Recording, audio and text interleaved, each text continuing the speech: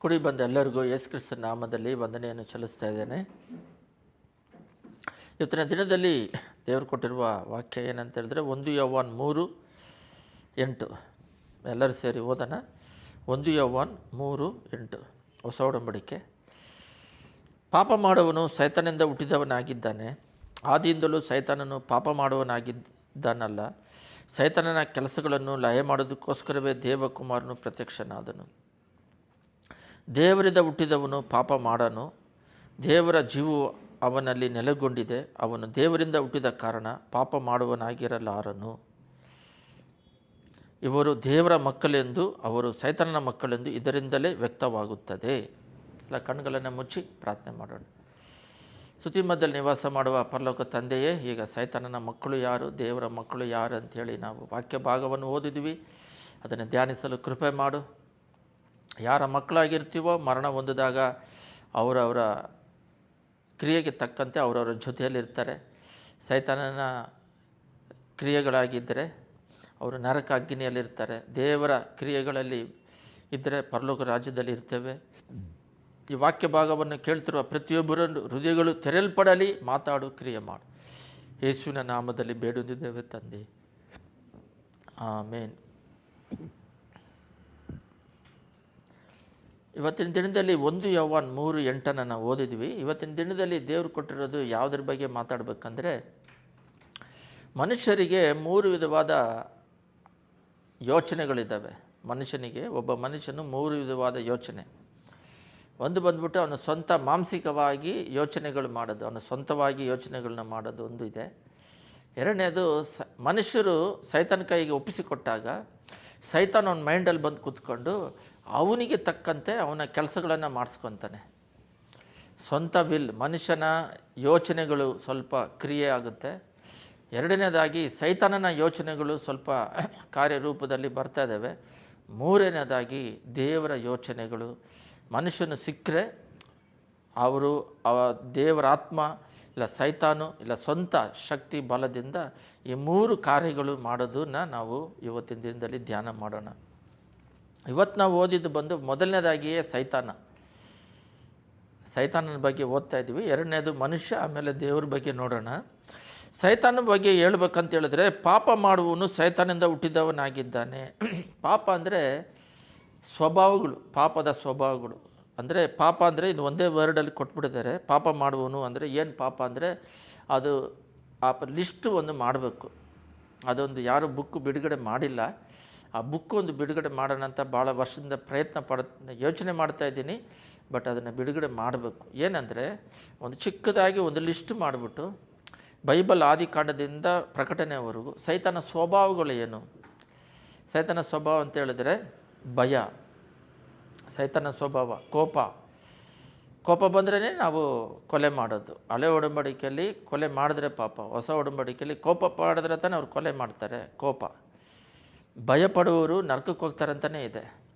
ಈ ರೀತಿ ಸೈತಾನ ಸ್ವಭಾವಗಳು ಏನು?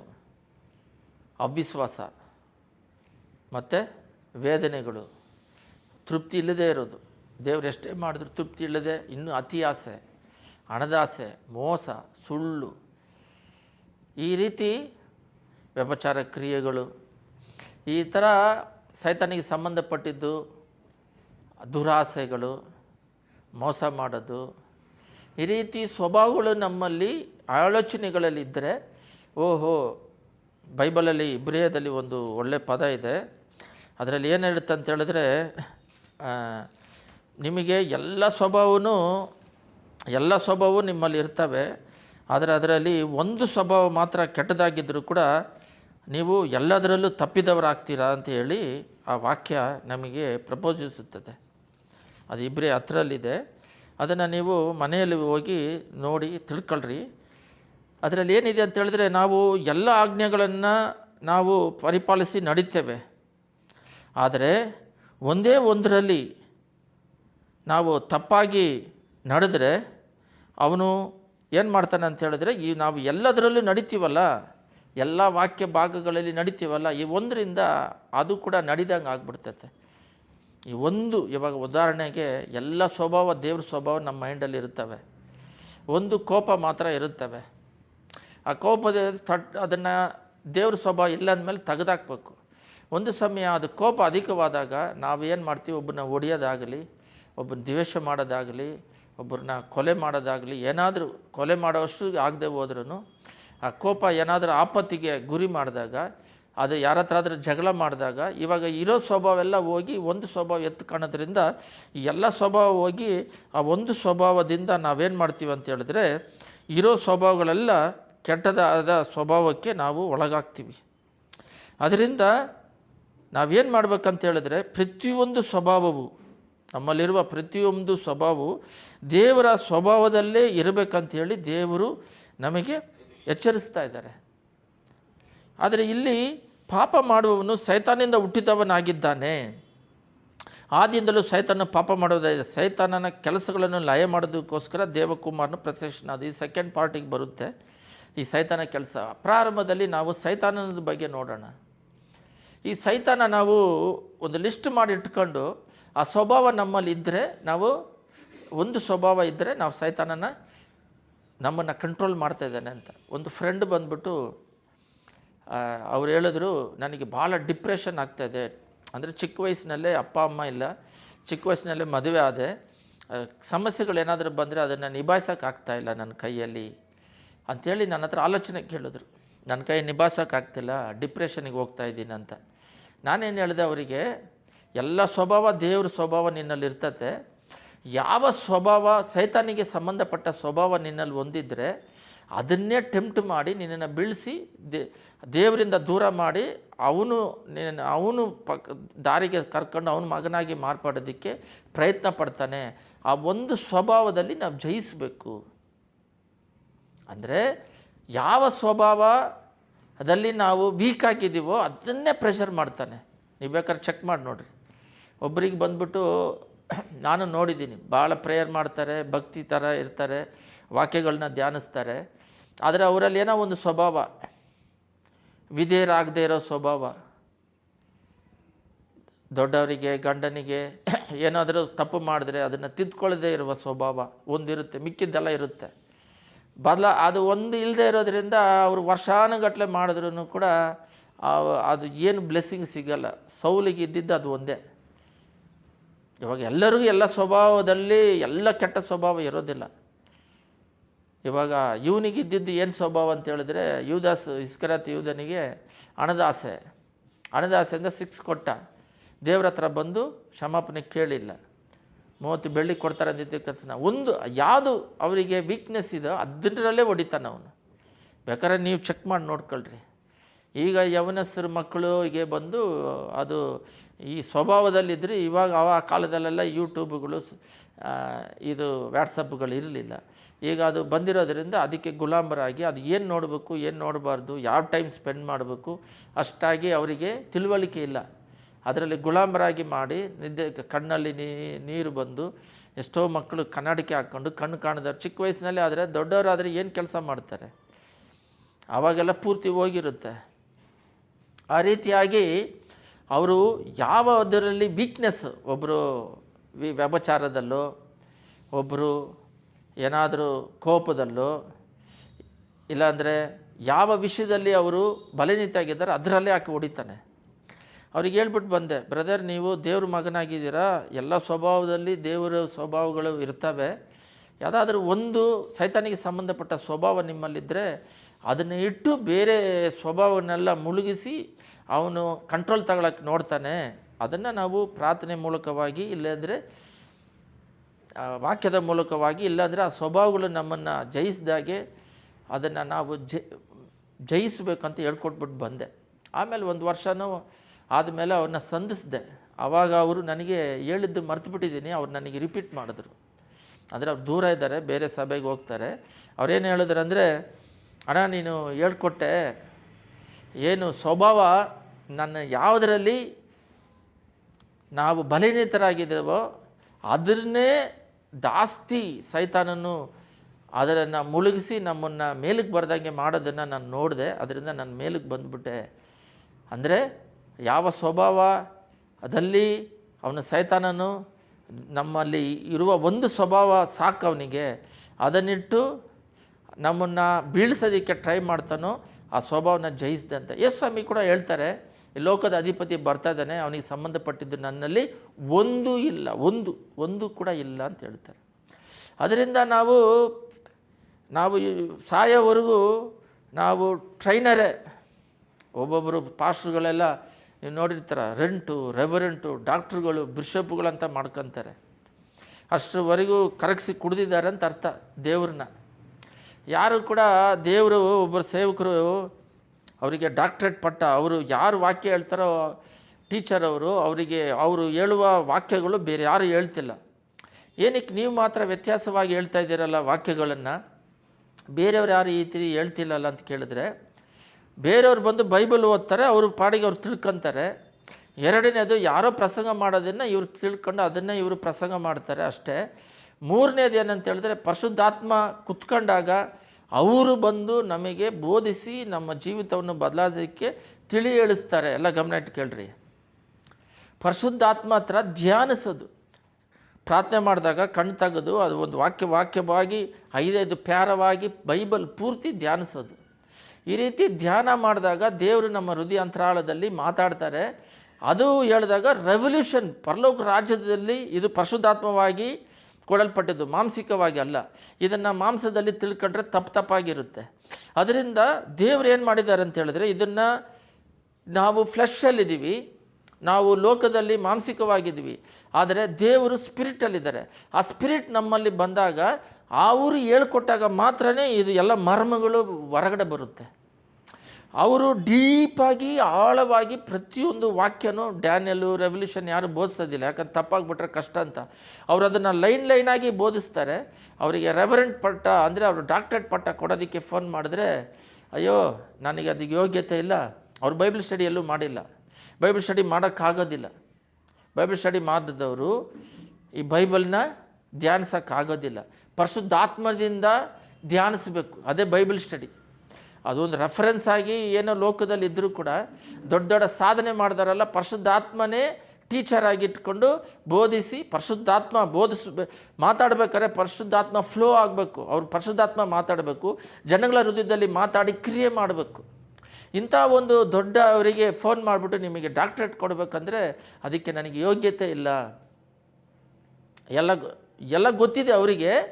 ಬೇರೆಯವರಿಗೆಲ್ಲ ಹೇಳ್ತಾರೆ, ಎಲ್ಲ ಸೇವಕರಿಗಿನ್ನ ಟೀಚರಿಗಿನ್ನ ಇವರು ಸ್ವಲ್ಪ ಆಳವಾಗಿ ಡೀಪಾಗಿ ತಿಳಿದಿಟ್ಕೊಂಡಿದ್ದಾರೆ, ಅವ್ರಿಗೆ ಡಾಕ್ಟ್ರೇಟ್ ಪಟ್ಟ ಕೊಡಬೇಕಂತ ಅವ್ರೇನು ಹೇಳ್ತಿದ್ದಾರೆ, ನನಗೇನು ಗೊತ್ತಿಲ್ಲ, ನಾನು ಇನ್ನೂ ಇದರಲ್ಲಿ ಅಪ್ಡೇಟ್ ವರ್ಷನ್ ಅಂತ ಹೇಳಿದ್ರೆ ತೆಗಿತಾ ಬರ್ತಾನೆ ಇದೆ ಅಂತ, ಆ ಕಾಲಕ್ಕೆ ತಕ್ಕಂತೆ ಬರ್ತಾ ಇದೆ ಅಂತೆ.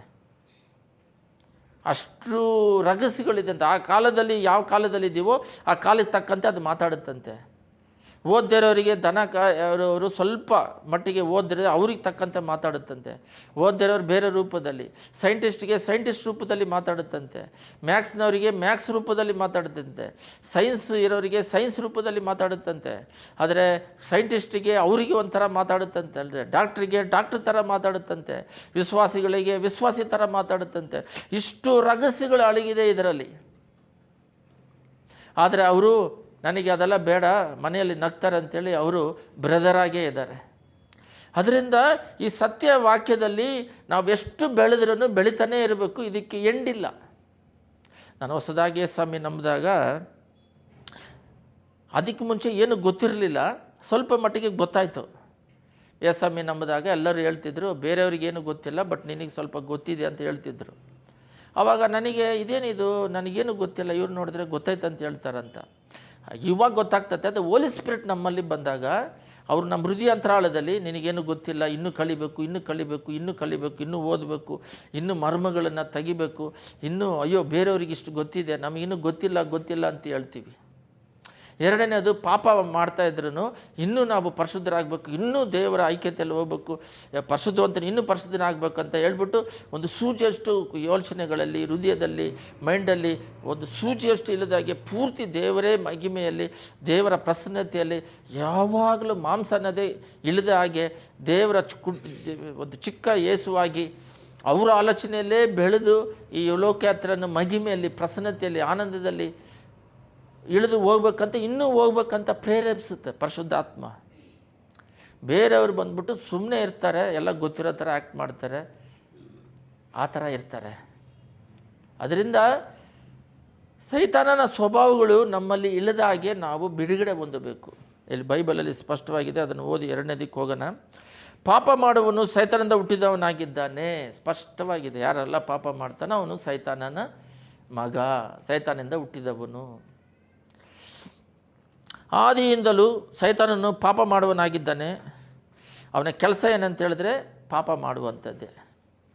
ಉದಾಹರಣೆಗೆ 2 ಕೊರಿಂಥಿಯರ್ 10:5 ಓದೋಣ, ಸೈತಾನಿಗೆ ಸಂಬಂಧಪಟ್ಟಿದ್ದು. ಮತ್ತು ಇದಕ್ಕೇನೆ ಇದೇ ವಾಕ್ಯಕ್ಕೆ ರಿವರ್ಸ್ ಬರೋಣ.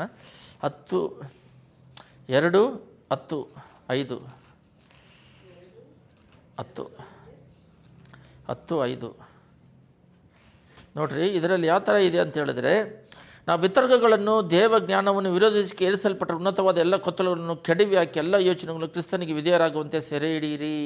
ನೋಡ್ರಿ, ಈ ಯೋಚನೆ ಇದೆಯಲ್ಲ, ಇವಾಗ ನಾವು ಹೇಳಿದ್ನಲ್ಲ, ಯೋಚನೆ, ನಾವು ವಿತರ್ಕಗಳನ್ನು ದೇವಜ್ಞಾನವನ್ನು ವಿರೋಧಿಸಿಕೆ ಏರಿಸಲ್ಪಟ್ಟಿರುವ ಉನ್ನತವಾದ ಎಲ್ಲ ಕೊತ್ತಲಗಳನ್ನು ಕೆಡವಾಗಿ ಎಲ್ಲ ಯೋಚನೆಗಳನ್ನು, ಪ್ರತಿಯೊಂದು ಯೋಚನೆ ಕೂಡ ಯಾವ ರೀತಿ ಇರಬೇಕಂದ್ರೆ ಒಂದು ಸೂಜಿಯಷ್ಟು ರವೆ ಕೂಡ ಮೈಂಡಲ್ಲಿ ಸೈತಾನಿಗೆ ಸಂಬಂಧಪಟ್ಟ ಅದು ಆ ರೀತಿ ಬೆಳಿಬೇಕು. ನಮ್ಮ ಕೆಲಸ ಏನಂದರೆ ಈ ಲೋಕದಲ್ಲಿ ಈಗ ಅಡುಗೆ ಮಾಡೋದು, ಅದೊಂದು ಪಾರ್ಟ್. ಅಡುಗೆ ಮಾಡ್ಕೊಂಡೇ ಸ್ತೋತ್ರ ಹೇಳ್ತಾ ವಾಕ್ಯಗಳನ್ನ ಧ್ಯಾನಿಸ್ತಾ ಇರಬೇಕು. ಕಸ ಗುಡಿಸ್ಕೊಂತ ಪ್ರಾರ್ಥನೆ ಮಾಡಬೇಕು. ಲೇಡೀಸ್ ಆದರೆ, ಜೆಂಟ್ಸ್ ಆದರೆ ಬಸ್ಸಲ್ಲಿ ಹೋಗ್ತಾ, ಸೈಕಲಲ್ಲಿ ಹೋಗ್ತಾ ಓದ್ತಾನೆ. ಈ ಲೋಕದಲ್ಲಿ ನಾವು ಸ್ವಲ್ಪ ದಿನ ಬದುಕೋದಕ್ಕೆ ಎಜುಕೇಷನ್ ಅವಶ್ಯಕತೆ. ಯಾಕಂದರೆ ಸರ್ವೈವ್ ಅಂದರೆ ಬದುಕೋದಕ್ಕೆ, ಊಟಕ್ಕೆ, ಬಟ್ಟೆಗೆ. ಅದು ದೇವರು ಈ ವಾಕ್ಯ ಭಾಗದಲ್ಲಿದ್ದರೆ ಅದನ್ನು ಕೂಡ ಹಿಂಗೋ ಕೊಡ್ತಾರೆ, ಜ್ಞಾನ ಕೊಡ್ತಾರೆ ಓದೋದಕ್ಕೆ. ಲೋಕದಲ್ಲಿ ನಮಗೆ ಅವಶ್ಯಕತೆ ಇಲ್ಲ, ಅದನ್ನು ತೀರಿಸ್ತಾರೆ. ಆದರೆ ನಮಗೆ ಮೈಂಡಲ್ಲಿ ಬೇಕಾಗಿರೋದು ಮುಖ್ಯವಾಗಿ ಯೋಚನೆಗಳೆಲ್ಲ ದೇವರಲ್ಲಿ ಸೆರೆ ಹಿಡಿಯೋದು. ಈಗ 40 ವರ್ಷ ಬದುಕೋದಕ್ಕೆ ಅವ್ರ ಮಕ್ಕಳನ್ನು, ಆವಾಗಲೇ ಹೇಳಿದ್ದೀನಿ, ಆಸ್ತಿ ಪಾಸಿ ನಾವು ಕಷ್ಟಪಡ್ತಾ ಇದ್ದೀವಿ, ನಮ್ಮ ಮಕ್ಕಳು ಕಷ್ಟಪಡಬಾರ್ದು ಅಂಥೇಳಿ ಆಸ್ತಿ ಪಾಸಿ ಸೇರಿಸಿರ್ತಿದ್ದಾರೆ. ಆದರೆ ಯೋಚನೆಗಳಲ್ಲಿ, ಸ್ವಭಾವಗಳಲ್ಲಿ ಕಷ್ಟಪಡ್ತಾರೆ. ಆಸ್ತಿ ಪಾಸಿ ಇದ್ರಲ್ಲ, ಅವರಿಗೆ ಕೊಡಬೇಕಾಗಿರೋದು ದೇವ್ರನ್ನ ಕೊಡಬೇಕು. ಆ ಸ್ಪಿರಿಟ್ ಹಂಗೆ ಸ್ಪ್ರೆಡ್ ಆಗಬೇಕು. ಪಾಲ್ ಹೆಂಗಿಚ್ಚೋ ಅಂತೇಳ್ಬಿಟ್ಟು ಒಂದು ದೊಡ್ಡ, ಪ್ರಪಂಚದಲ್ಲೇ ದೊಡ್ಡ ಸಭೆ, ಪ್ರಪಂಚಕ್ಕೆ ದೊಡ್ಡ ಸಭೆ ಅಂತ ಹೇಳ್ತಿದ್ರು. ಪಾಲ್ ಹೆಂಗಿಚ್ಚೋ ಒಂದು ದೊಡ್ಡ ಉಜ್ಜೀವನವನ್ನು ಸೌತ್ ಕೊರಿಯಾದಲ್ಲಿ ಮಾಡಿದ್ರಂತ. ಆದರೆ ಅವರು ಡೆತ್ ಆದಮೇಲೆ ಸಭೆಯಲ್ಲಿ ಸೆಕೆಂಡ್ ಜನ್ರೇಷನ್ನ ಅವರು ಸೃಷ್ಟಿ ಮಾಡಿಲ್ಲ. ಏನು ಮಾಡಿಲ್ಲ? ಆ ಸ್ಪಿರಿಟ್, ಆ ಹೋಲಿ ಸ್ಪಿರಿಟ್ ಇದೆಯಲ್ಲ, ಪರಿಶುದ್ಧಾತ್ಮನ ಅಭಿಷೇಕದ ಸ್ಪಿರಿಟ್, ನಾವು ಹೋದ್ರೂ ಅದು 10 ತಲೆಮಂತ್ರ 100 ತಲೆಮಂತ್ರ ಅದೇ ಸ್ಪ್ರೆಡ್ ಆಗಬೇಕು. ಇವಾಗ ಈ 2000 ವರ್ಷಗಳಿಂದ ಅಪೊಸ್ತಲರುಗಳು ಯೇಸು ಸ್ವಾಮಿ ಜೊತೆಯಲ್ಲಿದ್ದ ಬಿಟ್ಟೋದ ಆ ಸ್ಪಿರಿಟೇ ಇನ್ನೂವರೆಗೂ ಕಂಟಿನ್ಯೂ ಆಗಿ ಒಬ್ಬರಿಂದ ಬರ್ತಾ ಇದೆ. ಆಸ್ತಿ ಬರ್ತಾ ಇಲ್ಲ. ಆ ಸ್ಪಿರಿಟ್ ಎಲ್ಲವನ್ನು ನಮಗೆ ಕೊಡುತ್ತೆ. ಆತ್ಮಿಕ ಆಶೀರ್ವಾದ, ಲೋಕಕ್ಕೆ ಬೇಕಾಗಿರೋ ಅವಶ್ಯಕತೆ, ಪರಲೋಕ ರಾಜ್ಯ ಎಲ್ಲ ಕೊಡುತ್ತೆ ಆ ಸ್ಪಿರಿಟ್. ಸಂತತಿಯಾಗಿ ಬರಬೇಕು. ಬಟ್ ಅವ್ರೇನು ಮಾಡಿದ್ರೆ ಅಂತೇಳಿದ್ರೆ, ಪಾಲ್ಯಾಂಗಿಚ್ಚು ಎಲ್ಲ ಗಮನ ಇಟ್ಟು ಕೇಳ್ರಿ, ಸೆಕೆಂಡ್ ಜನ್ರೇಷನ್ನ ಸೃಷ್ಟಿ ಮಾಡ್ದಂಗೆ ಅವರು ಮಾತ್ರ ಪವರ್ಫುಲ್ಲಾಗಿದ್ದರು, ಹೋದರು. ಇವಾಗೆಲ್ಲ ಚದುರಿಸಲ್ಪಟ್ಟಿದೆ. ಆದರೆ ಏಸನ್ನ ಅಂತ ಹೇಳ್ಬಿಟ್ಟು ಆಂಧ್ರದಲ್ಲಿ ಅವ್ರೇನು ಮಾಡಿದ್ರು, 3ನೇ ತಲೆಮಾಂತರವರೆಗೂ ಜನ್ರೇಷನ್ ಎಬ್ಬಿಸ್ಬಿಟ್ರು. ಅವ್ರ ಜನ್ರೇಷನ್ ಒಂದು, ಅವ್ರು ಹೋದರೆ ಅವರ ಚರ್ಚಿಗೆ ಬರ್ತಾಯಿದ್ದವರು ಅವರ ಮಕ್ಕಳು ಜನ್ರೇಷನ್ನ ಎಬ್ಬರಿಸ್ಬಿಟ್ರು. ಈಗ ಏನಾಗಿದೆ ಅಂತ ಹೇಳಿದ್ರೆ, ಯಾರೋ ಒಬ್ಬರ ಹತ್ರ ಮಾತಾಡಿದೆ ಅಲ್ಲಿ ಸೇವೆ ಮಾಡೋರನ್ನ, ಹೆಂಗಿದೆ ನಿಮ್ಮ ಸೇವೆ ಏಸನ್ನು ಹೋದ್ರಲ್ಲ ಅಂದರೆ, ಅಯ್ಯೋ 4 ಪಟ್ಟು ಡಬಲ್ ಆಗಿಬಿಡುತ್ತಂತೆ. 4 ಪಟ್ಟು ಡಬಲ್ ಆಯ್ತಂತೆ. 2 ತಿಂಗಳಿಗೆ ಒಂದು ಸಭೆಗಳಾಗ್ತಾಯಿದೆ, ಸೇವಕರುಗಳ ದಾಸಿ ಆದರು. ದೊಡ್ಡ ಉಜ್ಜೀವನ ಅವ್ರು ಇದ್ದಿದ್ದಕ್ಕಿಂತ 4 ಪಟ್ಟು. ಅವರಿದ್ದಾಗ ಒಂದು 4 ಪಟ್ಟು ಅಂದರೆ ಅವರಿದ್ದಾಗ 20 ಲಕ್ಷ ಜನ ಇಟ್ಕೊಳ್ರಿ. ಇವಾಗ 1 ಕೋಟಿ ದಾಟ್ಕೊಂಡು ಹೋಗ್ತಾಯಿದೆ. ಉದಾಹರಣೆಗೆ 4 ಪಟ್ಟು 80 ದಾಟಿ ಹೋಗ್ತಾಯಿದೆ. ಅಂದರೆ ಅವ್ರು ಏನು ಮಾಡಿದ್ರೆ ಅಂದರೆ ಸಿಂಪಲ್ಲು, ಅವ್ರು ಹೋಗ್ಬೇಕಾದ್ರೆ ಸೆಕೆಂಡ್ ಜನ್ರೇಷನ್ನ ಥರ್ಡ್ ಜನ್ರೇಷನ್ನ ಎಬ್ಬರಿಸ್ಬಿಟ್ಟು ಹೋದರು. ಸೆಕೆಂಡ್ ಜನ್ರೇಷನ್ನ ಮಾಡಿದ್ರು, ಸೆಕೆಂಡ್ ಜನ್ರೇಷನ್ ಇವಾಗ ಥರ್ಡ್ ಜನ್ರೇಷನ್ನ ಎಬ್ಬರಿಸ್ಬಿಟ್ಟು ಹೋಗ್ತಾಯಿದೆ. ದೇವರ ಬರುವಿಕೆವರೆಗೂ ಆ ಸ್ಪಿರಿಟ್ ಸ್ಪ್ರೆಡ್ ಆಗಬೇಕು. ಆ ದೇವರು, ಅವರು ಯೇಸಮ್ಮ ಹೇಳ್ತಾರೆ, ದೇವರ ಮಾತುಗಳನ್ನ ಮಕ್ಕಳಿಗೆ ಮೊಮ್ಮಕ್ಕಳಿಗೆ ಹೇಳ್ಕೊಡ್ರಿ ಅಂತ. ಇದುವೇ ಊಟ ಹಾಕೋದು, ಊಟ ಹಾಕೋದು. ಯೇಸಮ್ಮ ಹೇಳ್ತಾರೆ, ಮನುಷ್ಯ ಬದುಕೋದು ಊಟದಿಂದಲ್ಲ ದೇವರ ವಾಕ್ಯದಿಂದ ಬದುಕ್ತಾನೆ ಅಂತ ಹೇಳ್ಬಿಟ್ಟು. ಎಷ್ಟೋ ಜನ ಉಪವಾಸ ಇರ್ತಾರೆ, 40 ದಿನ ಉಪವಾಸ ಇದ್ದರೆ ಸಾಯ್ಬೇಕು ತಾನೆ, ಹೊಟ್ಟೆ ಹಸಿವು ಆಗ್ಬೇಕು ತಾನೆ. ಹೊಟ್ಟೆ ಹಸಿವೆ ಆಗಲ್ಲ.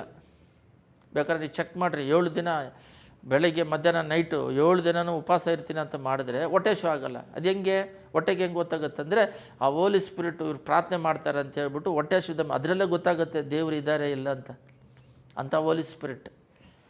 ಅದರಿಂದ ನಾವು ಪ್ರತಿಯೊಂದು ಯೋಚನೆಗಳನ್ನು ಕಂಟ್ರೋಲಲ್ಲಿ ಇಟ್ಕೊಂಡು ಸ್ಪಿರಿಚುವಲಲ್ಲಿ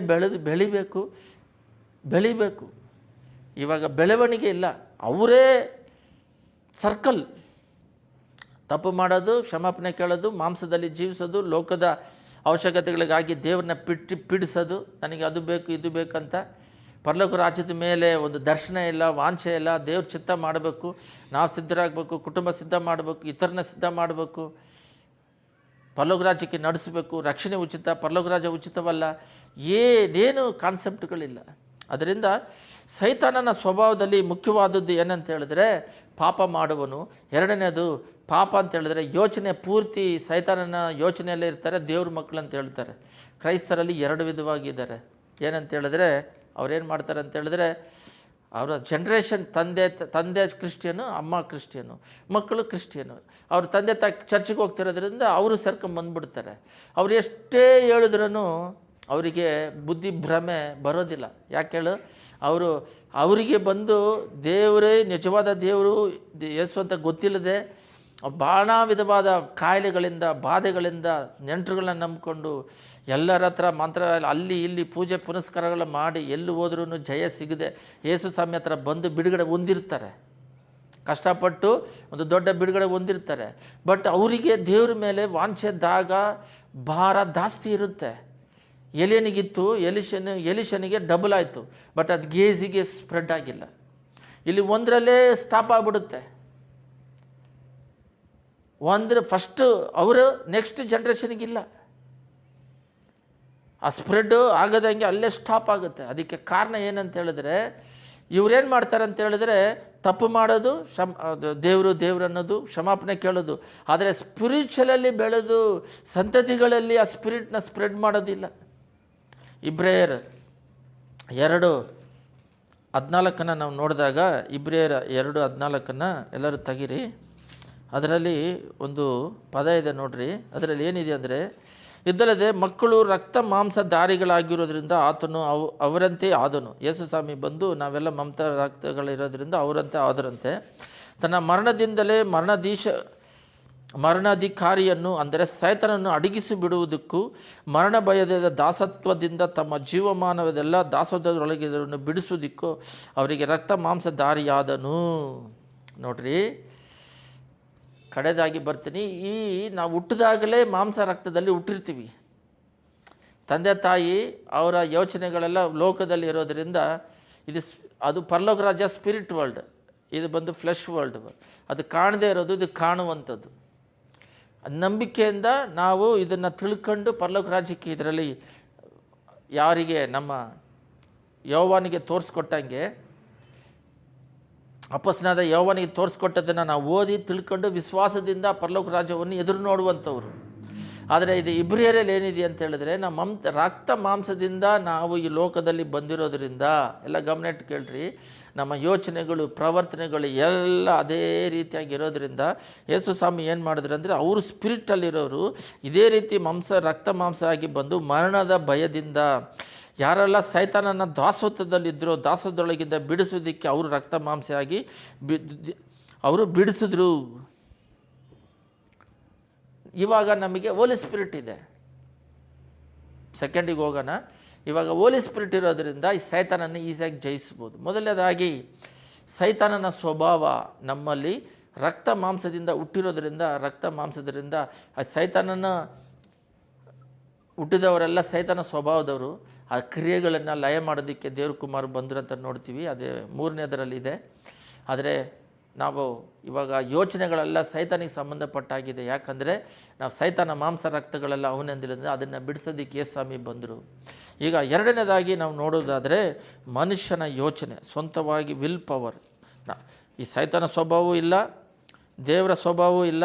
ಸ್ವಂತ ಯೋಚನೆಗಳಿಂದ ಸುಮ್ಮನೆ ಆಲೋಚನೆ ಕೊಡೋದು. ಅವ್ರವ್ರಿಗೆ ನೋಡ್ತಾ ಇರ್ತೀನಿ ನಾನು. ಒಂದೊಂದು ಟೈಮು ಒಂದು ಅಯ್ಯಮ್ಮ ಐತೆ, ಅಯ್ಯಮ್ಮನಿಗೆ ಬುದ್ಧಿ ಇಲ್ಲ, ಜ್ಞಾನ ಇಲ್ಲ.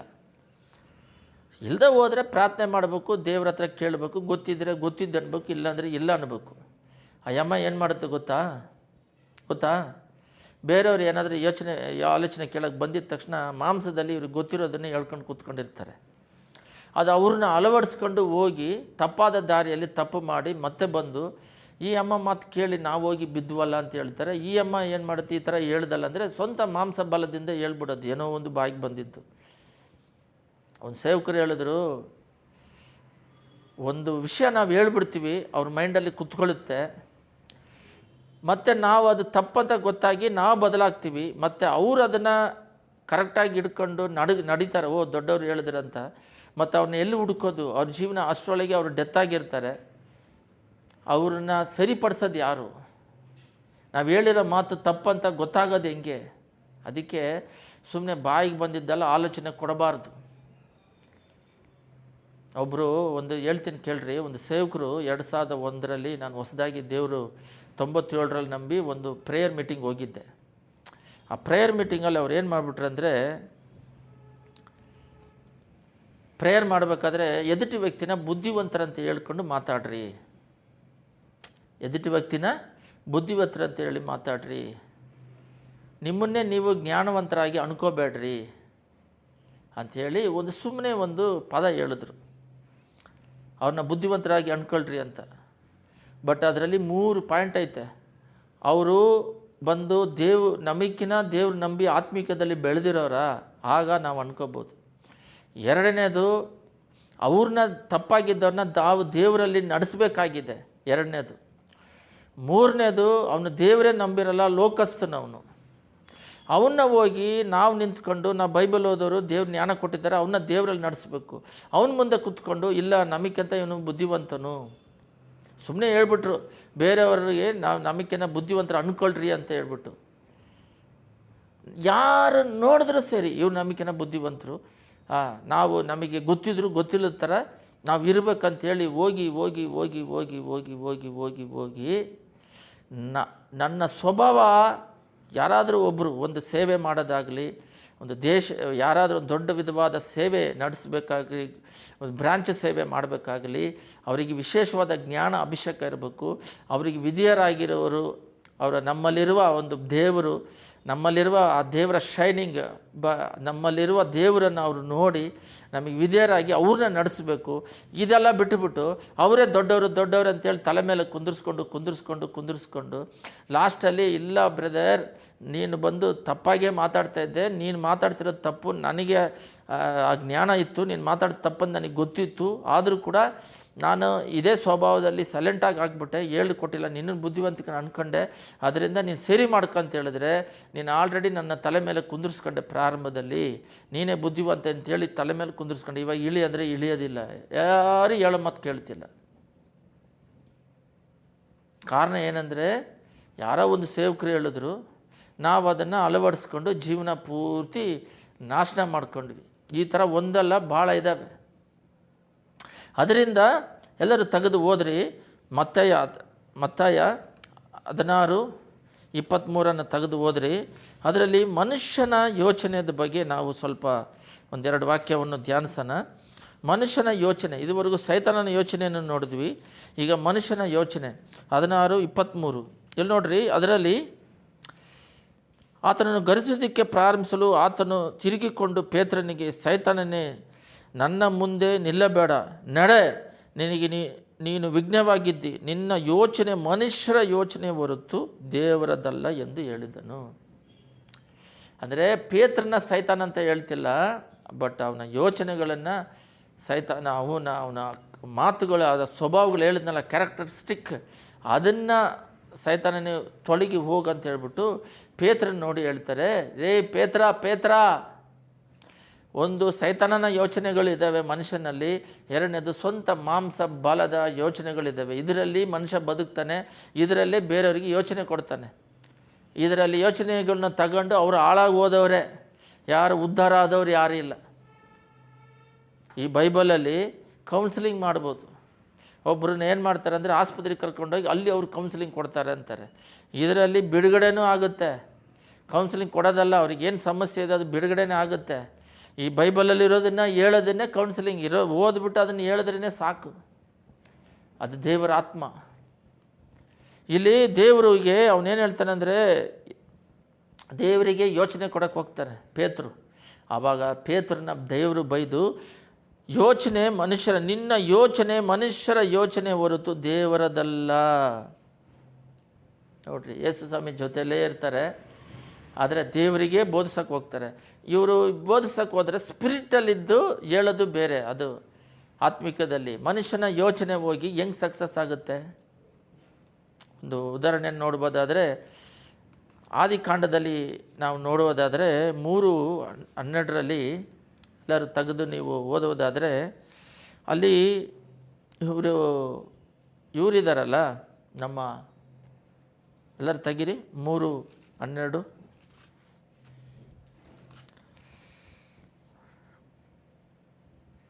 ಓದ್ರಿ. ಅದರಲ್ಲಿ ಅದಕ್ಕೆ 3:12 ಓದೋಕ್ಕೆ ಮುಂಚೆ ನಾವು ಆದಿಕಾಂಡ 2:23 ಓದೋಣ. 2:23 ಅಲ್ಲಿ ನೋಡ್ರಿ, ದೇವರು ಎಲ್ಲ ಮೃಗಗಳನ್ನ ಸೃಷ್ಟಿ ಮಾಡಿ ಮನುಷ್ಯನ ಮುಂದೆ ತಗೊಂಬಂದು ನಿಂದಿರ್ಸ್ತಾರೆ. ಯಾರು? ಆದಾಮನ ಮುಂದೆ. ಆಗ ಈಗ ನಾರಿ, ಈಕೆ ನನ್ನ ಎಲುಬಿನಿಂದ ಬಂದ ಎಲುಬು, ನನ್ನ ಮಾಂಸದಿಂದ ಮಾಂಸವಾಗಿದ್ದಾಳೆ, ಈಕೆಯ ನರನಿಂದ ಉತ್ಪತ್ತಿಯಾದ ಕಾರಣ ನಾರಿ ಎನ್ನಿಸಿಕೊಳ್ಳುವಳು. ನಾರಿ ಅಂತ ಹೇಳಿದ್ರೆ ದೇವರಿಂದ ಸ್ಪಿರಿಚುವಲ್, ಅಂದರೆ ಇವನಿಗೆ ದೇವರು ಸೃಷ್ಟಿ ಮಾಡಿದಾಗ ಅಭಿಷೇಕ ಇತ್ತು, ದೇವರ ಒಂದು ಜ್ಞಾನ ಇತ್ತು, ದೂರದರ್ಶನ ಇತ್ತು, ದೇವರಿಗೆ ಸಂಬಂಧಪಟ್ಟ ಅಭಿಷೇಕ ಇರೋದ್ರಿಂದ ಅವರು ನಾರಿ ಅಂದರೆ ದೇವರಿಂದ ಬಂದವಳು, ದೇವರಿಂದ ಬಂದು ನನಗೆ ಕೊಟ್ಟವಳು ಅಂತ ಹೇಳ್ಬಿಟ್ಟು ಒಂದು ಹೆಸರಿಡ್ತಾನೆ. ಎಲ್ಲರಿಗೂ ಆ ಸ್ಪಿರಿಚುವಲ್ ಹೆಸರಿಡ್ತಾನೆ. ಆದರೆ ಅದೇ ಹೆಸರನ್ನ 3:12 ನೋಡಿದಾಗ ಅವನೇ ಹೇಳ್ತಾನೆ, 3:12 ಆ ಮನುಷ್ಯನು ತನ್ನ ಜೊತೆಯಲ್ಲಿರೋದಕ್ಕೆ ನೀನು ಕೊಟ್ಟ ಸ್ತ್ರೀಯೇ. ಸ್ತ್ರೀ ಅಂದರೆ ಮಾಂಸಿಕ ಲೋಕ, ಸ್ತ್ರೀ ಅಂದರೆ ಒಂದು ಹೆಂಗಸು. ನಾವು ಓದ್ಬೇಕಾದ್ರೆ ನೀವು ಓದ್ತಿರಲ್ಲ, ಸ್ತ್ರೀ ಅಂತೇಳಿ ಹಾಕಿರ್ತಾರೆ, ಮೆನ್ನು ಉಮ್ಮನ್ನು. ಈಗ ಮಾಂಸದ ಯೋಚನೆಗಳು ಬಂದ್ಬಿಡ್ತವನಿಗೆ. ನೋಡ್ರಿ, ಇದರಲ್ಲೇ ಸ್ಪಷ್ಟ ಗೊತ್ತಾಗುತ್ತೆ. ನಾರಿ ಅಂದರೆ ಗೊತ್ತಾ?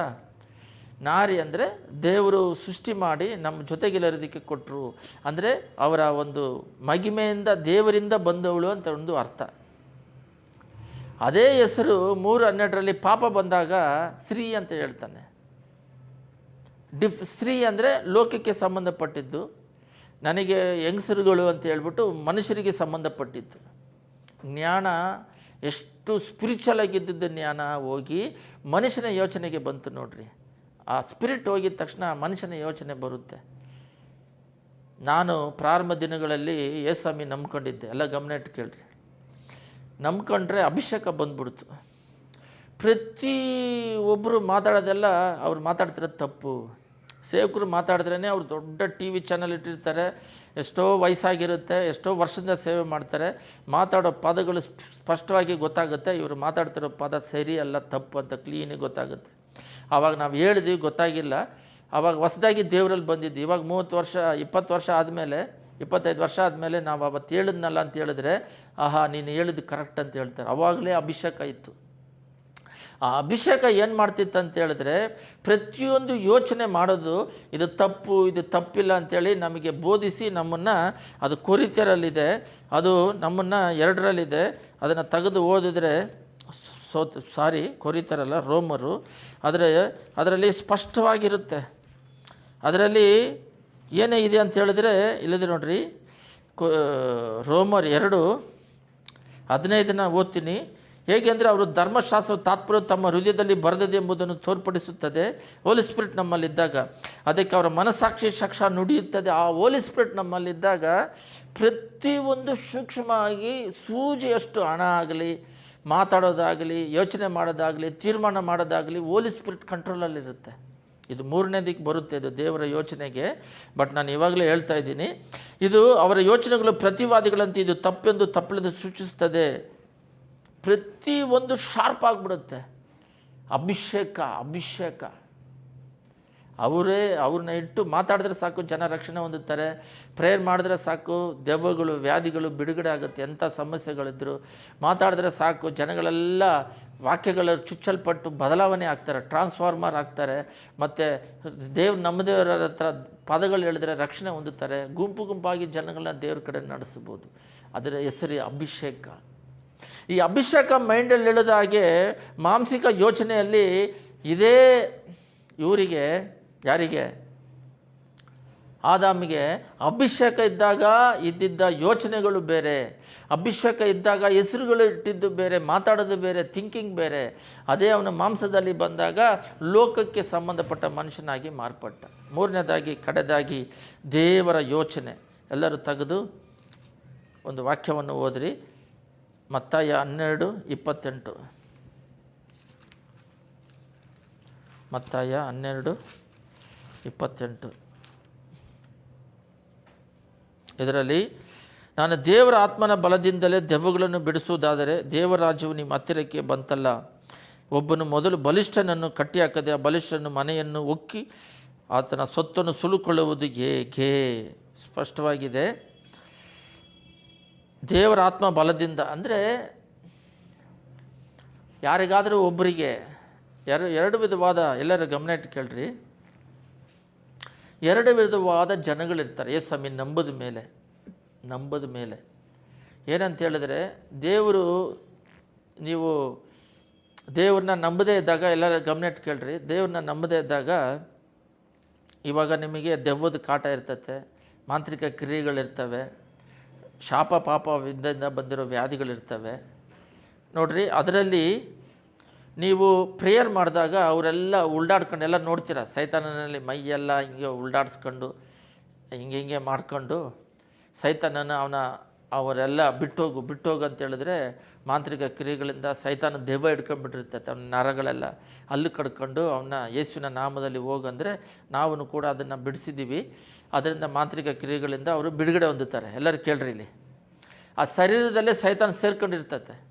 ಎಲ್ಲರೂ ಏನು ಅಂದ್ಕೊಂಡಿದ್ದಾರೆ ಅಂದರೆ, ಅವ್ರ ಬುದ್ಧಿ ಭ್ರಮೆದಿಂದ, ಓಹೋ ಸೈತಾನ ಬಂದ್ಬಿಟ್ಟು ನಮ್ಮಲ್ಲಿ ಇದ್ದರೆ ನಾವು ಹಿಂಗೆ ಅಲ್ಲಾಡ್ತೀವಿ, ಸೈತಾನ ಬಂದ್ಬಿಟ್ಟು ಅವನು ಬಂದು ಶರೀರದಲ್ಲಿ ಸೇರ್ಕೊಂಡಿದ್ದಾನೆ, ಯೇಸುವಿನ ನಾಮದಲ್ಲಿ ಹೋಗಂದರೆ ಮೈಯೆಲ್ಲ ಗಟ್ಟಿ ಮಾಡಿ ಹೋಗ್ತಾನೆ ಅಂತ. ಅದು ಸೈತಾನನೇ ಬಂದು ಅವನಾಗೇ ಇದ್ದುಕೊಂಡು, ಅವನೇ ಮನೆ ಮಾಡಿಕೊಂಡು, ಗೂಡಾರದಲ್ಲಿ ಇಟ್ಕೊಂಡು, ಅವನೇ ಎಷ್ಟೋ ಸಾವಿರ, ಬೈಬಲಲ್ಲಿ ಮತ್ತೆ ಹೇಳ್ದಂಗೆ ಸೈತಾನನೇ ಮನೆ ಮಾಡಿಕೊಂಡು ಅವನ ಜೊತೆಯಲ್ಲೇ ಸಹವಾಸ ಮಾಡ್ತಿರೋದು ಒಂದಿದೆ. ಎರಡನೇದು, ಆ ಸೈತಾನನ ಓಡಿಸಿದ ಮೇಲೆ ಚರ್ಚ್ ಒಳಗಡೆ ಸೈತಾನನ ಯೋಚನೆಗಳು ಅಂತ ಎರಡನೇದಿದೆ. ಅರ್ಥ ಆಗಿಲ್ಲ. ದೆವ್ವದ ನೀವು ಯಾರಾದರೂ ಹೊಸಬ್ರು ಬಂದಾಗ, ಇಲ್ಲಾಂದರೆ ದೆವ್ವದ ಮಾಂತ್ರಿಕ ಕ್ರಿಯೆಯಿಂದ ಪ್ರೇಯರ್ ಮಾಡಿದಾಗ ಅವರು ಆವಿನ ಥರ ಪ್ರಾರ್ಥನೆ ಮಾಡಿ ಬಿಡುಗಡೆ ಹೊಂದೋದಿದೆ. ಅದು ಸೈತಾನನು ಪೂರ್ಣವಾಗಿರೋದು. ಇವರೇನು ಮಾಡ್ತಾರೆ, ನಾವು ಕ್ರಿಶ್ಚಿಯನ್ಗಳು ನಾವು ಚರ್ಚಿಗೆ ಕರೆಕ್ಟಾಗಿ ಹೋಗ್ತಾ ಇದ್ದೀವಿ, ಬೈಬಲ್ಲು ಯಾವಾಗಲೂ ಒಂದು ಟೈಮ್ ಓದೋದು, ಪ್ರಾರ್ಥನೆ ಮಾಡೋದು, ಮ್ಯೂಸಿಕ್ ಬಾರಿಸೋದು ಎಲ್ಲ ಮಾಡ್ತಾ ಇರ್ತಾರೆ. ಕ್ರಿಸ್ಮಸ್ ಮಾಡ್ತಾರೆ, ಈಸ್ಟರ್ ಮಾಡ್ತಾರೆ, ಅದೆಲ್ಲ ಮಾಡಬಾರ್ದು, ಆದರೂ ಮಾಡ್ತಾರೆ. ಎಲ್ಲ ಕಾರ್ಯಗಳನ್ನು ಮಾಡ್ತಾರೆ. ದೇವರ ಐಕ್ಯತೆ, ಫೆಲೋಶಿಪ್ಪು, ಸಮಾಧಾನ ಇರಬೇಕು. ಅದೆಲ್ಲ ಬಿಟ್ಟುಬಿಟ್ಟು ಎಲ್ಲ ಕ್ರಿಶ್ಚಿಯನ್ ಆಗಿ, ಎಲ್ಲ ಸಾಂಪ್ರದಾಯವಾಗಿ ಕ್ರಿಶ್ಚಿಯನ್ ಅಂತೇಳಿ ಮುದ್ರೆ ಹಾಕ್ಕೊಂಡು ಹೆಸರು ಇಟ್ಕೊಂಡು ಎಲ್ಲ ಕೆಲಸಗಳು ಮಾಡ್ತಾರೆ. ಆದರೆ ಸೈತಾನನ ಸ್ವಭಾವ ಇರುತ್ತೆ. ಆ ಸ್ವಭಾವವು ಒಂದು ಇಲ್ದಂಗೆ ಬಿಡುಗಡೆ ಹೊಂದಬೇಕು.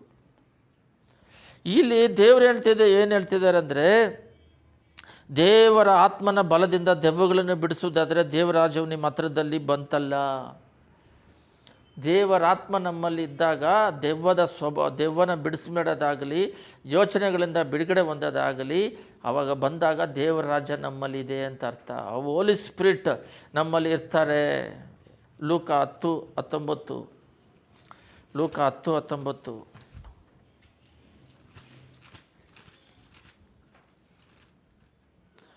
ನೋಡಿರಿ.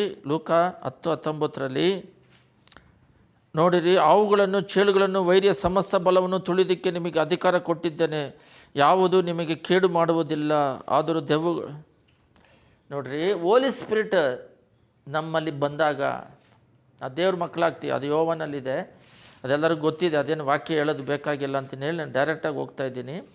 ಆ ಹೋಲಿ ಸ್ಪಿರಿಟ್ ನಮ್ಮಲ್ಲಿ ಬಂದಾಗ ಅದು ದೆವ್ವಗಳು ನಮಗೆ ಅಧೀನವಾಗುತ್ತದೆ. ಇಲ್ಲಿ ನೋಡ್ರಿ, ಯೋವಾನ್ 1:13 ಇವರು ರಕ್ತ ಸಂಬಂಧದಾಗಿ ಕಾಮದಿಂದ ಪುರುಷ ಹುಟ್ಟಿದವರೆಲ್ಲ ದೇವರಿಂದಲೇ ಹುಟ್ಟಿದವರು. ಯಾರೆಲ್ಲ ದೇವರನ್ನು ನಂಬ್ತಾರೋ ಅವರು ದೇವರಿಂದಲೇ ಹುಟ್ಟಿದವರು, ದೇವರ ಮಕ್ಕಳಾಗ್ತೀವಿ. ಇವಾಗ ದೇವರ ಮಕ್ಕಳಾದ ಮೇಲೆ ಮತ್ತಾಯದಲ್ಲಿ ಓದಾಗೆ ದೆವ್ವಗಳು ನಮಗೆ ಅಧೀನರಾಗ್ತವೆ. ಇಲ್ಲಿ ಲೂಕ 10:19 ನಾವು ನೋಡುವುದಾದರೆ ಹಾವುಗಳು ಚೇಳನ್ನು ಮಹಿಳೆಗಳ ಸಮಸ್ತ ತುಳಿಯೋದಕ್ಕೆ ಅಧಿಕಾರ ಕೊಟ್ಟಿದ್ದೇನೆ. ಅಂದರೆ ಸ್ವಂತ ವಿಲ್ ಪವರ್, ನಮ್ಮ ಸ್ವಂತ ವಿಲ್ ಯೋಚನೆ, ಮಾಂಸದ ಯೋಚನೆ ಪವರ್ಗಳು ಹೋಗ್ಬಿಡುತ್ತೆ. ಎರಡನೇದಾಗಿ ಸೈತಾನನ ಸ್ವಭಾವಗಳು, ಯೋಚನೆಗಳು ಹೋಗ್ಬಿಡುತ್ತೆ. ಯಾಕಂದರೆ ಅದನ್ನು ತುಳಿಯೋದಕ್ಕೆ, ಅದನ್ನು ಓಡಿಸೋದಕ್ಕೆ ನಮಗೆ ಪರಿಶುದ್ಧಾತ್ಮ ಅಭಿಷೇಕ ನಮ್ಮಲ್ಲಿ ಇರುತ್ತದೆ, ನಾವು ದೇವರ ಮಕ್ಕಳಾಗ್ತೀವಿ. ಈಗ ಎರಡರಿಂದನೂ ಬಿಡುಗಡೆ ಆಗಿ ದೇವರ ಮಗನಾಗಿ ನಾವು ಯೋಚನೆಗಳೆಲ್ಲ ಪರಲೋಕ ರಾಜ್ಯಕ್ಕೆ ಸಂಬಂಧಪಟ್ಟದಾಗಿ ಲೋಕವನ್ನು ಈಸಿಯಾಗಿ ಜಯಿಸ್ಬೋದು. ಲೋಕವನ್ನು ಜಯಿಸುವಂಥದ್ದು ನಂಬಿಕೆ ಅಂಥೇಳಿ ಜಯಿಸಿ ಬಂತವರಿಗೆ ಆಲೋಚನೆ ಕೊಡೋದಾಗಲಿ ಸ್ಪಷ್ಟವಾಗಿರುತ್ತೆ, ಸೂಪರಾಗಿರುತ್ತೆ, ತಪ್ಪೇ ಇರೋದಿಲ್ಲ. ಆಲೋಚನೆ ಕೊಡೋದಾಗಲಿ, ತೀರ್ಮಾನ ತೆಗೆಯೋದಾಗಲಿ, ಬೇರೆಯವ್ರನ್ನ ಒಳ್ಳೆ ದಾರಿಯಲ್ಲಿ ನಡೆಸೋದಾಗಲಿ, ನಾವು ಪರಲೋಕ ರಾಜ್ಯಕ್ಕೆ ನಾವು ಹೋಗೋದು, ಇತರನ್ನ ತರಿಸೋದು ಎಲ್ಲ ಸೂಪರಾಗಿ ಮಹಿಮೆಯಾಗಿರುತ್ತೆ. ಯಾವಾಗ ಅಂತೇಳಿದ್ರೆ ದೇವರ ಯೋಚನೆಗಳು, ಅಂದರೆ ಅಭಿಷೇಕ, ದೇವರ ಪ್ರಸನ್ನತೆ ಅವರ ಪೂರ್ತಿಯಾಗಿ. ಇನ್ನೂ ಸ್ವಲ್ಪ ಜನ ದೇವರು ಮಕ್ಕಳು ಅಂದ್ಕೊಂಡು ಬಲವಂತ ಮಾಡಿ ದೇವರ ಹತ್ರ ಇದು ಕೊಡು ಅದು ಕೊಡು ಅಂತೇಳಿ ಫೋರ್ಸ್ ಮಾಡಿ, ದೇವರಿಗೆ ಚಿತ್ತವಿದೆಯಾ, ಪರ್ಮಿಷನ, ವಿಲ್ಲ. ದೇವರ ವಿಲ್ ಅಂದರೆ ಅವ್ರ ಚಿತ್ತದ ಪ್ರಕಾರ ನಡೆಯೋದಾದರೆ ಅವರು ಕೊಡ್ತಾರೆ, ನಾವೇನು ಕೇಳೋದೇ ಬೇಕಾಗಿಲ್ಲ. ಪರ್ಮಿಷನ್ ಅಂದರೆ ಬಲವಂತ ಮಾಡಿ ಬಲವಂತ ಮಾಡಿ ಬಲವಂತ ಮಾಡಿ ತಗೊಳ್ಳೋದು, ಅದರಿಂದ ಪೇಯ್ನ್, ಅದರಿಂದ ಸ್ವಲ್ಪ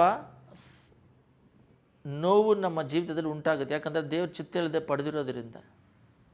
ಅದರಿಂದ ಸೈತಾನ ಕ್ರಿಯೆಗಳನ್ನು ಲಯ ಮಾಡೋದಕ್ಕೆ ದೇವ್ರು ನಮಗೆ ಅಧಿಕಾರ ಕೊಟ್ಟಿರೋದ್ರಿಂದ ನಾವೇನು ಮಾಡ್ಬೇಕಂತ ಹೇಳಿದ್ರೆ, ಗಿಫ್ಟಾಗಿ ನಮಗೆ ಕೊರಿತಾರಲ್ಲ, ನಮಗೆ ಗೊತ್ತಿದೆ, ಅದರಲ್ಲಿ ವರಗಳಿದ್ದಾವೆ. ಆ ವರಗಳು ಏನಂತ ಹೇಳಿದ್ರೆ, ಆ ವರಗಳು 1 ಕೊರಿಂಥಿಯರ್ 12 ಓದಕ್ಕೆ ಹೋಗ್ಬಿಟ್ರಿ, 4ರಿಂದ 11 ವರಗಳಿದ್ದಾವೆ, 9 ವರಗಳಿದ್ದಾವೆ.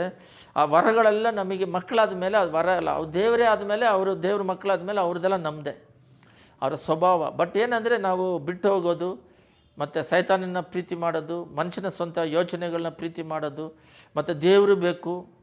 ಬೈಬಲ್ ಹೇಳುತ್ತೆ ಈ ಥರ ಬೆಚ್ಚಗಿಲ್ಲದೆ ತಣ್ಣಗಿಲ್ಲದೆ ಇದೆಯಲ್ಲ ಅಂತ ಹೇಳ್ಬಿಟ್ಟು. ಆ ಥರ ನಾವು ಪೂರ್ತಿಯಾಗಿ ಅವರಲ್ಲಿ ಇದ್ದಾಗ, ಆ ವರಗಳೆಲ್ಲ ನಮ್ಮಲ್ಲಿದ್ದಾಗ ಆಪ್ರೇಟ್ ಆಗುತ್ತೆ. ಅದೇ ರೀತಿಯಲ್ಲಿ ಪ್ರಕಟಣೆ 12:9, ರೆವಲ್ಯೂಷನ್ 12:9. ಭೂಲೋಕವನ್ನೆಲ್ಲ ಮರಳುಗೊಳಿಸುವ ಮಹಾಘಟಸರ್ಪನು, ಅಂದರೆ ಪಿಶಾಚನು ನಂತಲೂ ಸೈತಾನಂತಲೂ ಹೆಸರುಳ್ಳ ಪುರಾತನ ಸಟಸರ್ಪ ದೊಬ್ಬಲ್ಪಟ್ಟು ಭೂಮಿಗೆ ಬಿದ್ದನು. ಅವನ ದೂತರು ಅವನೊಂದಿಗೆ ದೊಬ್ಬಲ್ಪಟ್ಟರು. ಆಗ ಪರಲೋಕದಲ್ಲಿ ಮಹಾ ಶಬ್ದ ಉಂಟಾಯ್ತು. ಇದು ಯಾವಾಗ ಅಂತ ಹೇಳಿದ್ರೆ, ಆದಾಮ ಅವಳನ್ನ ಸೃಷ್ಟಿ ಮಾಡೋಕ್ಕಿಂತ ಮುಂಚೆ ಪರಲೋಕ ರಾಜ್ಯದಲ್ಲಿ ಎಸೆಕಿಯೇಲ್ ಯೆಶಾಯದಲ್ಲೂ ಇದೆ. ದೇವದೂತ ಬಂದ್ಬಿಟ್ಟು ನಾನು ದೇವರಿಗೆ ನಾನು ಆರಾಧನೆ ಮಾಡ್ರಿ ಅಂತ ಸ್ವಲ್ಪ ದೇವದೂತರನ್ನೆಲ್ಲ ಕರ್ಕೊಂಡಾಗ ಅವನ್ನ ದೊಬ್ಬಲ್ಪಡ್ತಾರೆ. ಭೂಲೋಕವರೆಲ್ಲ ಮರಳುಗೊಳಿಸುವ ಮಹಾಘಟ ಸರ್ಪನ, ಅಂದರೆ ಪಿಶಾಚನು ಸೈತಾನಂತಲೂ ಹೆಸರುಳ್ಳ ಪುರಾತನ ದೊಬ್ಬಲ್ಪಟ್ಟು ಭೂಮಿಗೆ ಬಿದ್ದನು.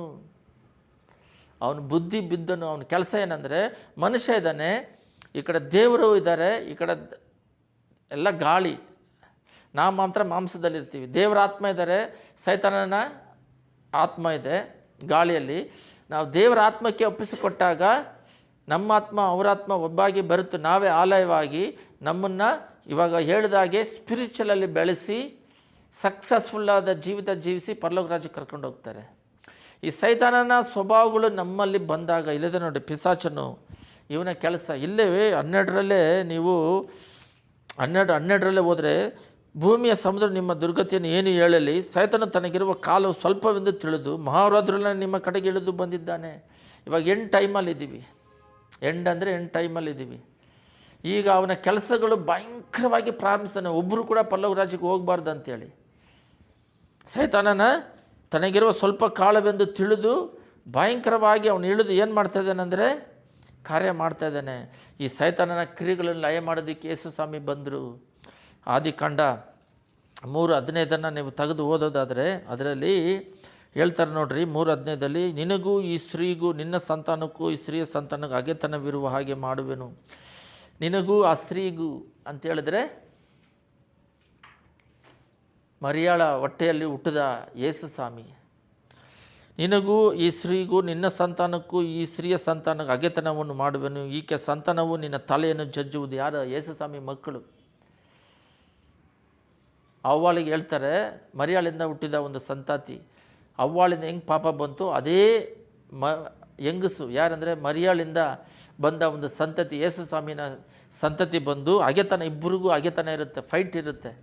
ಇವಾಗ ನಮಗೂ ಸೈತಾನಿಗೂ ಯಾವಾಗಲೂ ಫೈಟ್ ಇರುತ್ತೆ. ಅದೇ ಇದು, ನಿನಗೂ ಈ ಸ್ತ್ರೀಗೂ, ನಿನ್ನ ಸಂತಾನಕ್ಕೂ ಈ ಸ್ತ್ರೀಯ ಸಂತಾನಕ್ಕೂ ಹಗೆತನವಿರುವುದು ಹಾಗೆ ಮಾಡುವೆನು. ಈಗ ಸಂತಾನ ನಿನ್ನ ತಲೆಯನ್ನು ಜಜ್ಜುವುದು, ನೀನು ಆತನ ಇಮ್ಮಿಡಿಯನ್ನು ಕಚ್ಚುವಿ. ಅವ್ರು ನಮ್ಮ ಕಾಲನ್ನು ಕಚ್ತಾರೆ, ಬಟ್ ನಾವು ಬಂದ್ಬಿಟ್ಟು ಅವರನ್ನು ಜಯಿಸ್ತೀವಿ. ಕಡೆದಾಗಿ ಸೈತಾನನು ಪ್ರಕಟಣೆ 23ರಲ್ಲಿ ಈ ಸೈತಾನನು ಏನು ಮಾಡ್ತಾರೆ ಅಂತ ಹೇಳಿದ್ರೆ, ಆಗ ಒಬ್ಬ ದೇವದೂತನು ಅಧೋಲೋಕದ ಬೀಗದ ಕೈಯನ್ನು ದೊಡ್ಡ ಸರ್ಪಣೆ ಕೈಯಲ್ಲಿ ಹಿಡಿದುಕೊಂಡು ಪರಲೋಕದ ಇಳಿದು ಬರುವುದನ್ನು ಕಂಡನು. ಅವನು ಪಿಶಾಚನು ಸೈತಾನಾಗಿರೋ ಪುರಾತನ ಘಟ ಸರ್ಪವನ್ನು ತನ್ನ ಹಿಡಿದು 1000 ವರ್ಷದ ಬಂಧನದಲ್ಲಿಟ್ಟನು. ಸೈತಾನನ್ನು ಸಂಪೂರ್ಣವಾಗಿ ಬಂಧನದಲ್ಲಿಡ್ತಾನೆ. ಈಗ ಸೈತಾನ ಇರ್ತಾನೆ, ಅವನ ಕೊಲೆ ಮಾಡೋಕ್ಕಾಗಲ್ಲ, ಸೈತಾನನ್ನು ಕಟ್ಟೋಕ್ಕೂ ಆಗಲ್ಲ, ನಾವು ಅವನ್ನ ಓಡಿಸ್ಬೋದು. ನಮ್ಮ ಮೈಂಡು ಹೃದಯದಲ್ಲಿ ಬರದ ಹಾಗೆ, ನಮ್ಮ ಮನೆ ಒಳಗಡೆ ಬರದ ಹಾಗೆ, ನಮ್ಮ ಮಕ್ಕಳ ಮಧ್ಯದಲ್ಲಿ ಬರದ ಹಾಗೆ, ನಮ್ಮನ್ನು ಅವನ ಮೈಂಡನ್ನು ಶರೀರವನ್ನು ಟಚ್ ಮಾಡಿದಾಗ ಯೇಸ್ವಾಮಿ ಕೂಡ ಹೇಳ್ತಾರೆ, ಅವನಿಗೆ ಸಂಬಂಧಪಟ್ಟಿದ್ದು ನನ್ನಲ್ಲಿ ಇಲ್ಲ ಅಂತ ಹೇಳ್ತಾರೆ, ಬಟ್ ಅವನ ಜೊತೆಯಲ್ಲೇ ಇರ್ತಾರೆ. ಅದರಿಂದ ಅವನು ಸಂಪೂರ್ಣವಾಗಿ ಅಳಿದು ಹೋಗೋದು ಪ್ರಕಟಣೆ 20ರಲ್ಲಿ. ಆದರೆ ಈಗ ಅವನ ಕ್ರಿಯೆಗಳು ಭಯಂಕರವಾಗಿ ಕಾರ್ಯ ಮಾಡ್ತಾನೆ. ಆದರೆ ಹೋಲಿ ಸ್ಪಿರಿಟ್ ಇರುವ ನಮ್ಮ ಹೃದಯಾಂತರಾಳದಲ್ಲಿ ಅವನನ್ನು ಜಯಿಸಬಹುದು. ಕಡೆದಾಗಿ ಮಾರ್ಕನ್ನು ಓದಿ ನಾವು ಪ್ರಾರ್ಥನೆ ಮಾಡೋಣ. ಅದರಲ್ಲಿ ನಿಮಗೆ ಸಕಲ ವಿಧವಾದ ಅಧಿಕಾರವನ್ನು ಕೊಟ್ಟಿದ್ದೇನೆ, ಮಾರ್ಕ್ ನೀವು ಅವನಿಗೆ ಹೆದರಬೇಕಾಗಿಲ್ಲ ಅಂತ ಹೇಳಿ ಒಂದು ದೊಡ್ಡ ಅಧಿಕಾರ 16ರಲ್ಲಿ ತೆಗಿರಿ. ಅದರಲ್ಲಿ ಆಮೇಲೆ ಅವರಿಗೆ, ನೀವು ಲೋಕದ ಎಲ್ಲ ಕಡೆಗೆ ಹೋಗಿ ಜಗತ್ತಿಗೆಲ್ಲ ಸುವಾರ್ತೆ ಸಾರಿ ನಂಬಿ ದೀಕ್ಷಾನ ಹೊಂದುವರು, ರಕ್ಷಣೆ ಹೊಂದುವರು, ನಂಬದೆ ಹೋದವರು ದಂಡನೆಗೆ ಗುರಿಯಾಗುವರು. ನಾನು ಇಲ್ಲದೆ ನಂಬುವವರಿಗೆ ಸೂಚಕ ಕಾರ್ಯಗಳನ್ನು ಉಂಟಾಗುವುದು. ನನ್ನ ಹೆಸರಿನಲ್ಲಿ ಮೇಲೆ ದೆವ್ವಗಳನ್ನು ಬಿಡಿಸುವಿರಿ, ಹೊಸ ಭಾಷೆಗಳನ್ನು ಮಾತಾಡಿ ಅವುಗಳನ್ನು ಎತ್ತುವಿರಿ, ವಿಷಪಾನ ಕುಡಿದರೂ ಅವರಿಗೆ ಯಾವ ಕೇಡು ಆಗುವುದಿಲ್ಲ. ಅವರು ರೋಗಿಗಳ ಮೇಲೆ ಕೈ ಇಟ್ಟರೂ ಅವರಿಗೆ ಗುಣವಾಗುವುದು. ಎಲ್ಲ ಅಧಿಕಾರ ಕೊಡ್ತಾರೆ ನೋಡಿ. ಯೇಸುಸ್ವಾಮಿ ಅವರು ಕೂಡ ಮಾತಾಡಿದ ಮೇಲೆ ಆಕಾಶಕ್ಕೆ ಒಯ್ಯಲ್ಪಟ್ಟನು. ಎಲ್ಲ ವಿಧವಾದ ಪವರ್ ಅವರಿಗೆ ಕೊಟ್ಟುಬಿಟ್ಟು, ನೀವು ಹೋಗಿ ಲೋಕದಲ್ಲಿ ಇರೋರನ್ನೆಲ್ಲ ಧೈರ್ಯವಾಗಿ ಆ ಸೈತಾನನ ಬಂಧನದಲ್ಲಿರೋನೆಲ್ಲ ಬಿಡುಗಡೆ ಮಾಡಿರಿ ಅಂತಾರೆ. ಮತ್ತಾಯದಲ್ಲಿ ಕಡೆಯಲ್ಲಿ ಮ್ಯಾಥ್ಯೂ 28:18 ಪರಲೋಕದಲ್ಲಿ ಭೂಲೋಕದಲ್ಲಿ ನಿಮ್ಮ ಎಲ್ಲ ಅಧಿಕಾರವು ನಿಮಗೆ ಕೊಡಲ್ಪಟ್ಟಿದೆ. ಮನುಷ್ಯರ ಯೋಚನೆಯಲ್ಲಿದ್ದೀವಾ? ಸೈತಾನನ ಯೋಚನೆಯಲ್ಲಿದ್ದೀವಾ? ದೇವರ ಅಭಿಷೇಕ ಹೊಂದಿದ್ದೀವಾ? ದೇವರ ಅಭಿಷೇಕ ನಾವೇನಾದರೂ ಹೊಂದಿದರೆ ಪರಲೋಕದಲ್ಲಿರುವ ಭೂಲೋಕದಲ್ಲಿಯೂ ಎಲ್ಲ ಅಧಿಕಾರ, ಪರಲೋಕದಲ್ಲಿ ಅಧಿಕಾರ ಕೊಟ್ಟಿದ್ದಾರೆ, ಭೂಲೋಕದಲ್ಲಿ ನಮಗೆ ಎಲ್ಲ ಅಧಿಕಾರ ಕೊಟ್ಟು. ಅದರಿಂದ ನೀವು ಹೊರಟು ಹೋಗಿ ಎಲ್ಲ ದೇಶದ ಜನರನ್ನು ಶಿಷ್ಯರನ್ನಾಗಿ ಮಾಡಿರಿ, ಅವರಿಗೆ ತಂದೆ ಮಗನ ಪವಿತ್ರಾತ್ಮ ದೀಕ್ಷಾ ಸ್ನಾನ ಮಾಡಿಸಿರಿ, ನಾನು ನಿಮಗೆ ಆಜ್ಞಾಪಿಸಲ್ಲ ಕಾಪಾಡಿಕೊಳ್ಳಿರಿ, ಅವರಿಗೆ ಉಪದೇಶ ಮಾಡಿರಿ. ನೋಡಿರಿ, ನಾನು ಯುಗದ ಸಮಸ್ಯೆವರೆಗೂ ಎಲ್ಲ ದಿವಸ ನಿಮ್ಮ ಸಂಗಡ ಇರುತ್ತೇನೆ. 24/7 ನಮ್ಮ ಜೊತೆಯಲ್ಲಿ ಹೋಲಿ ಸ್ಪಿರಿಟ್ ಇರ್ತಾರೆ. ನಮ್ಮ ಯೋಚನೆಗಳು ದೇವರ ಯೋಚನೆಯ ಸಮಾಧಾನ ಇದ್ದರೆ ದೇವರ ಐಕ್ಯತೆಯಲ್ಲಿದ್ದೀವಾ? ದೇವರಲ್ಲಿ ಇದ್ದೀವಾ? ಇಲ್ಲ ಸೈತಾನನ ಯೋಚನೆಯಲ್ಲಿದ್ದೀವಾ? ಇಲ್ಲ ಮನುಷ್ಯರ ಸ್ವಂತ ಯೋಚನೆಗಳಲ್ಲಿ ಬಾಳ್ತಾ ಇದ್ದೀವ? ಸ್ವಂತ ಯೋಚನೆಯಲ್ಲಿ ಬಾಳಿದ್ರೂ ಆಪತ್ತೆ, ನಿಮಗೂ ಆಪತ್ತೆ. ನೀವು ಯಾರಿಗಾದ್ರೂ ಆಲೋಚನೆ ಕೊಟ್ಟರೆ ಅವರು ಬಿದ್ದೋಗ್ತಾರೆ. ಸೈತಾನನ ಯೋಚನೆ ಅಂತೂ ಭಯಂಕರ ಡೇಂಜರು. ನಾವು ದೇವರ ಯೋಚನೆಯಲ್ಲಿದ್ದು ಈ ಲೋಕವನ್ನು ಜಯಿಸಬೇಕಾಗಿದೆ. ಎಲ್ಲರ ಕಣ್ಣುಗಳನ್ನು ಮುಚ್ಚಿ ಪ್ರಾರ್ಥನೆ ಮಾಡೋಣ. ಯೇಸುವೇ ಸ್ತೋತ್ರ ಸ್ತೋತ್ರ ಸ್ತೋತ್ರ. ಸೈತಾನನ ಯೋಚನೆಗಳನ್ನು ನಾವು ನೋಡಿದ್ವಿ. ಮನುಷ್ಯರ ಯೋಚನೆ ಹೊರತು ಇದೆ, ದೇವರ ಯೋಚನೆ ಇಲ್ಲ ಅಂತಲ್ಲ ಪೇತ್ರನ ಗದರಿಸಿದ್ರಿ. ಆದಾಮಗೆ ತಂದೆ ಅಪ್ಪ,